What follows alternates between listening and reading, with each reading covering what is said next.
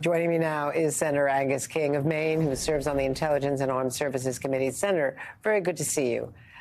Thanks for being with us. Welcome home. Thank you. I wanted to ask you about the rail agreement that passed the House. Do you think it will pass the Senate today? What about that paid sick leave proposal? I think it will. I think Garrett did a great job of sort of summarizing the state of play. I think it's going to pass. There's indications on both sides of the aisle. Everybody realizes this is something we just can't let happen. The effects on the economy, as you mentioned, would be catastrophic in the billions of dollars a day on top of the inflation that we're already dealing with. So we've got to get this done. The question is how to handle the amendments, how much time it will take, what the debate is going to look like, and whether to impose the sick leave provision that the House also included. A lot of discussion going on all over the place today, but I'll be surprised. Now, you can go broke betting on Congress when they're going to get something done, but I believe we're going to get it done today. And, everything is also, personal in terms of diplomacy with this president in particular. Relationships are important. There's a lot of symbolism involved in the state visit. There's also a lot of business being done. How significant is it that President Biden invited Emmanuel Macron to the White House for the first dinner? Their meeting is going on longer than expected. We're still waiting for their joint press conference. Well, I consider the meeting going on longer than expected a good sign. Right. That means they're having substantive discussions.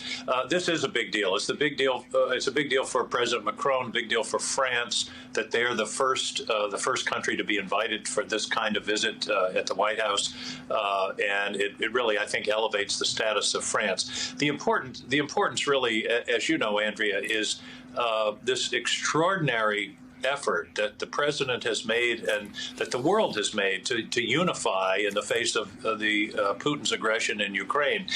NATO has never been stronger.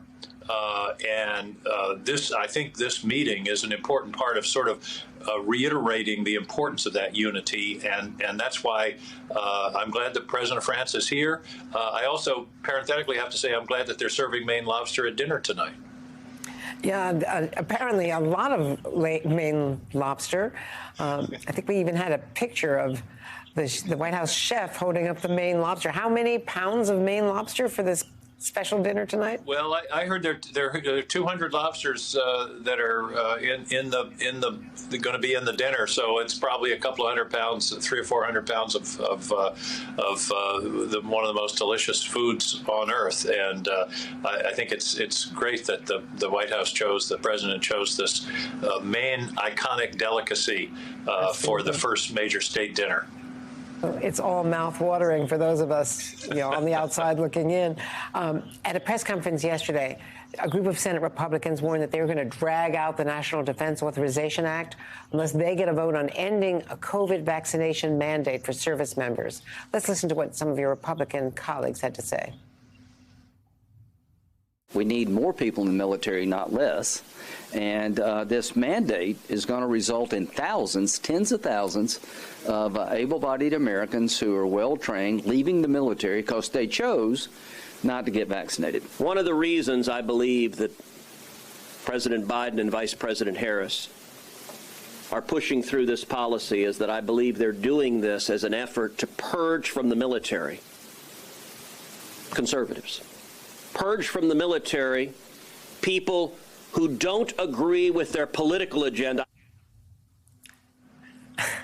As an Armed Services Committee member, take it away. Give me a break. We're trying to keep people healthy. Members of the military have to have a whole battery of vaccinations when they sign up, when they enlist. They go on year by year, smallpox, diphtheria, you name it. I mean, there's nothing new or unusual about a vaccination requirement. It's also COVID is a disease that's serious. And by the way, Andrea, George Washington required the troops in the Continental Army to be vaccinated against smallpox.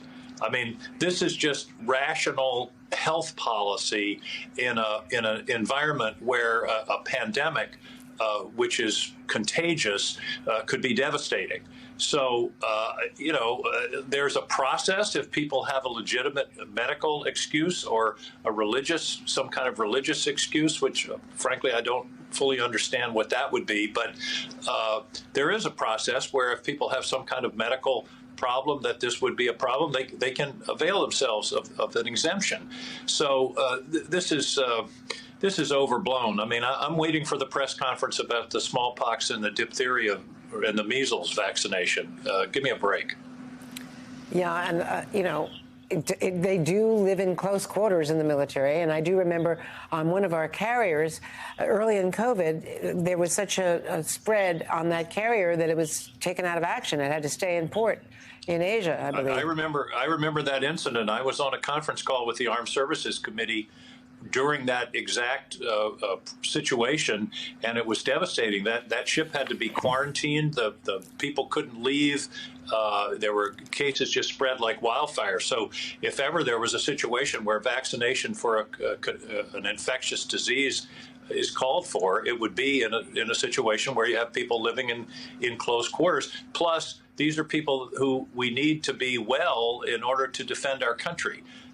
So again, there's an exit if people have a legitimate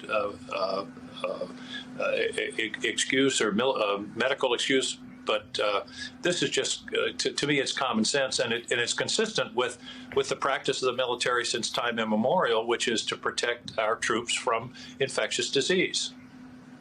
Well, on a more delicious note, we just want to say it's great about the Maine lobster, and I know they're going to have a wonderful dinner tonight, and that is, you see, the White House chefs are all in on that, as the First Lady was showing off the plan.